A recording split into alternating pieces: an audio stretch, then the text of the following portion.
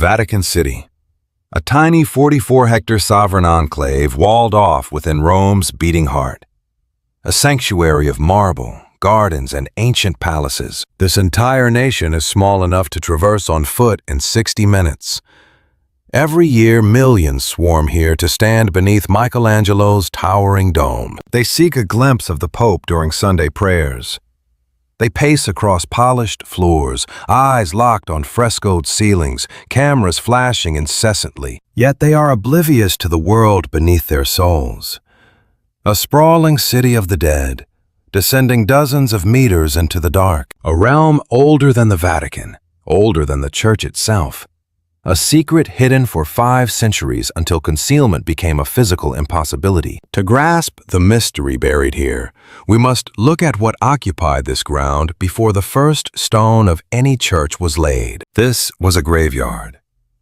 2,000 years ago, during the Roman Empire, this land sat far beyond the city's protective walls. Nestled by the Tiber, the Ager Vaticanus was a marshy wasteland.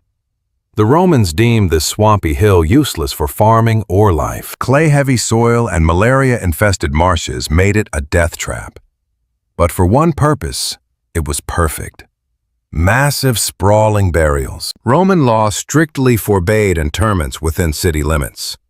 Consequently, vast necropolises lined the roads leading away from the capital's gates. This hill evolved into a massive, multi-tiered labyrinth of graves. A city of the dead that expanded through the centuries. These were not mere holes in the dirt. The Roman elite constructed literal stone houses for their deceased, extravagant mausoleums for eternity. These structures featured ornate rooms, painted walls, and carved stone coffins. They lined the paths like residences on a silent suburban street. Relatives entered through heavy doors to offer wine, food, and flowers. They came to commune with those who had passed into the shadows. Ancient belief held that the dead still felt hunger. These tombs had windows and courtyards, a subterranean mirror of the world above. Legend claims this very cemetery holds the remains of Peter, Christ's lead disciple, the first bishop of Rome, and the original pope. Tradition states Peter met a brutal end under Emperor Nero's reign. It was roughly the year 64 or 67 of our era. He faced the cross upside down. He reportedly refused to die like his master, feeling unworthy of a similar execution. His body was lowered into a shallow grave on this marshy hill. Over time, a shrine rose, followed by a modest church. In the 4th century, Emperor Constantine ordered a colossal monument. The first great basilica was born on this exact ground. By the 1500s, that structure was demolished for Michelangelo's masterpiece. But the construction required a dark, radical sacrifice. Constantine demanded a level foundation for his temple, but the hillside was a jagged mess of tombs, stairs, and ancient vaults. His solution was absolute. Instead of leveling the tombs, he sliced off the hilltop and used the debris to fill the gaps. He packed the mausoleums with earth right up to their roofs. The city of the dead became the literal foundation for the church. Beside this graveyard stood another grim landmark: Nero's Circus, an arena not for entertainment, but for blood-soaked chariot races and slaughter. After the Great Fire of 64, Nero used this stadium for mass executions. Christians were the chosen scapegoats for the burning of Rome. They were torn by dogs or nailed to crosses. Some were coated in pitch and torched as living lamps for nighttime races. In this arena of blood, Peter likely died. He was buried just yards away in the cemetery that became the Necropolis. Constantine obsessed over the location. He positioned the high altar directly above what he believed was Peter's final resting place. This engineering nightmare required moving mountains of earth. He wouldn't just build on flat land nearby. It had to be here. Sacred geography mattered more than architectural logic. By the 300s, the site's identity was already set in stone. St. Peter's stands on a foundation of human remains. This is no poetic metaphor. It is a cold, physical reality. Beneath the gold and marble lies a silent, sealed world. Forgotten for 1,500 years, the necropolis waited in total darkness. Rumors of the graveyard persisted. The church claimed the apostle was there, but the true scale remained a hidden mystery. Then, in 1939, fate intervened. Pope Pius XI passed away, triggering a sequence of extraordinary events. His final wish was burial in the crypt. As workmen broke ground beneath the altar to prepare his tomb, they struck something. It wasn't the basilica's foundation. It was an ancient wall of red brick, still clinging to fragments of antique plaster and paint. They found a chamber, then a passage, then a labyrinth of forgotten rooms stretching deep into the shadows. They had pierced the roof of a Roman tomb sealed by Constantine. The new pope, Pius XII, made a daring choice. He refused to seal it back up. He ordered a clandestine excavation, a mission hidden from the world's prying eyes. Total silence was mandated. Not even the highest officials knew. The stakes were impossibly high for the Vatican's legacy. Finding Peter would be the ultimate proof of faith. Finding nothing, or something else, could shatter the church's very legitimacy. For 10 years, the secret dig continued. From 1940 to 1950, while the Second World War raged above ground, archaeologists toiled in oxygen-deprived tunnels by lamplight. They worked in constant fear of the massive cathedral collapsing overhead. Every bucket of debris pulled back the veil. They uncovered frescoes, inscriptions, and stone coffins that defied every expectation. Deep beneath the majesty of St. Peter's Basilica lies a literal city of the dead. 22 grand mausoleums line an ancient Roman road like silent houses. These tombs flank the path, pressed shoulder to shoulder. It is an urban layout for those who have moved on, mirroring the world above. Every vault belonged to a specific dynasty, each unique. One features vibrant frescoes of vines and birds, sacred symbols of the great beyond. Others boast mosaics of tritons and seahorses. One ceiling depicts Mercury, the divine guide, ushering souls into the lightless underworld. Pagan gods stand beside early Christian crosses. They exist wall to wall, a silent truce between old deities and the rising new faith. Enemies in life, perhaps, but peaceful neighbors in eternity. Inside, the limestone sarcophagi remain undisturbed, holding secrets from 2,000 years ago. Urns, coins, and jewelry clutter the floors. Because these chambers were sealed in bone-dry darkness, the paint looks like it was applied yesterday. Opening these vaults felt less like science and more like a brush with the supernatural for the original excavators. You crawl through a narrow gap. Your flashlight cuts the dark, and suddenly, a face. 2,000 years old, yet startlingly vivid. A Roman noblewoman's curls. A man named Gaius Valerius Hermes, a freed slave. A child clutching a small toy dog. These eyes stared into 15 centuries of blackness. Waiting. For archaeologists, this was no mere discovery. It was a personal encounter. They met the residents who lived and died precisely where the heart of the Christian world now pulses today. One tomb held a small girl, barely 12.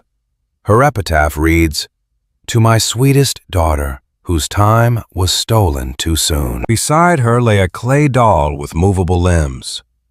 For 2 millennia, this toy waited in the airless dark, perfectly preserved beside its owner. As the researcher lifted it, the doll's joints actually moved.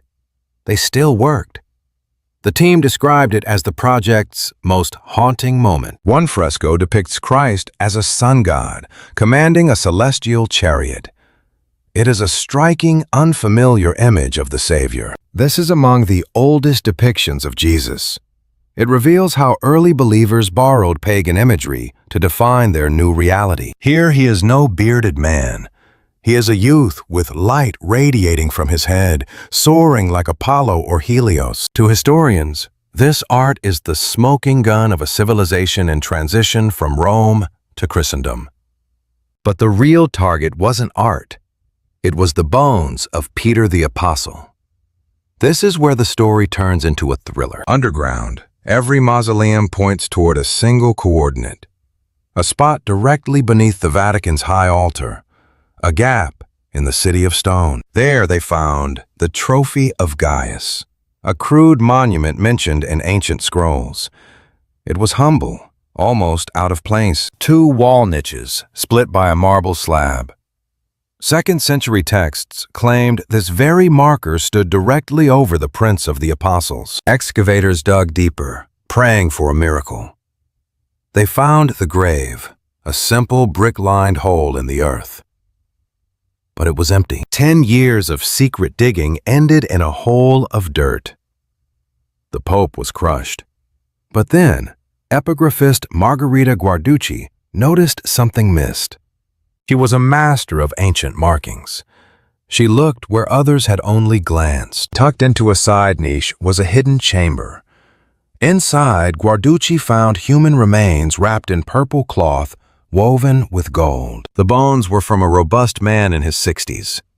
Crucially, the soil stuck to them matched the dirt from that empty central grave. She theorized the body was moved in the 2nd century to protect it, then wrapped in royal fabric and hidden in the wall. A Greek scrawl nearby read, "Peter is here." No, is he? Are these truly the remains of the first pope? In 1968, the Vatican declared the case closed. Convincing, they said. Yet the scientific world remains sharply divided. Absolute proof is non-existent. No DNA, no inscribed name on the skeleton, nothing but a suggestive location and a tradition. We have an old man in a golden shroud. Is it a grand coincidence or the ultimate evidence? For 1 billion Catholics, the founder rests right there. For skeptics, it's a brilliant, unprovable theory. The truth, it seems, is buried with the man himself. We may never know for certain. The Vatican Scavi opened to the public in the 50s, but the gates are heavily guarded. Only 12 people enter at a time. You must book months ahead. The wait list stretches into the next season. This isn't about profit. These chambers are fragile. Every breath and every degree of body heat threatens the ancient frescoes. The Church must choose. Show the world its greatest treasure, or protect it from the very people who seek it. Yet this necropolis is just the beginning. A second, far more vast underworld snakes beneath Rome. The Catacombs. These are endless webs carved into soft volcanic stone. Early Christians used these dark tunnels to house their dead in secret. Thousands of wall niches, or loculi, were cut into the rock. Each one held a single soul, sealed behind a slab. Levels drop upon levels, descending deep into the earth. Some networks plunge 5 stories down, nearly 25 meters of vertical silence. These tunnels stretch 150 kilometers. Inside, between 500,000 and several million people are still waiting in the dark. Walking here is an experience beyond words. Narrow paths, rough orange stone, and the weight of millions watching from the walls. The walls are sheer cliffs of stone niches, stacking from the floor to the vaulted ceiling. Level upon level, mirroring the haunting silence of a forgotten library. But these shelves hold skeletons, not stories. Most lie hollow. The bones were either relocated or surrendered to the dust long ago. Yet some remain sealed behind ancient slabs, inscribed with simple pleas like, "Elena rests in peace." They mark the precise moments, the 4th day before the calends of March, when a soul departed. Names, dates, cryptic emblems, a fish, an anchor, a dove clutching a branch. You won't find the cross here. To the early Christians, that symbol was a mark of shame, a tool of a criminal's execution. They chose the fish instead. In Greek, ichthys served as a secret code for Jesus Christ, Son of God, Savior. The walls are scarred with graffiti, though not the kind we know today. These are ancient cries for mercy. Peter and Paul, pray for Victor. Mother, forgive me. Lord, remember your servant Felix. Voices frozen in stone. These etchings are the echoes of people who descended into the suffocating dark just to whisper to the departed. They stood there, guided only by the flickering glow of an oil lamp. They carved messages for the ones they lost, words we are reading 1,500 years later. This isn't theology. It's raw grief. It's love. It's the desperate hope of a reunion beyond the grave. The Vatican oversees several of these subterranean labyrinths, including the sprawling catacombs of St. Sebastian, buried beneath the ancient Appian Way. Just kilometers from the great Basilica lies a hidden world. But even directly under St. Peter's, beyond the Necropolis, deeper mysteries stir. The Vatican Grottos, a subterranean network of chapels and tombs. Sandwiched between the cathedral floor and the ancient necropolis, this is the final resting place of the papacy. Dozens of pontiffs lie here, from the medieval era to our modern age. John Paul II was laid to rest here in 2005, before his move to the Upper Basilica. While open to the public, the grottos offer a different kind of chill. They are polished, reconstructed between the 15th and 16th centuries.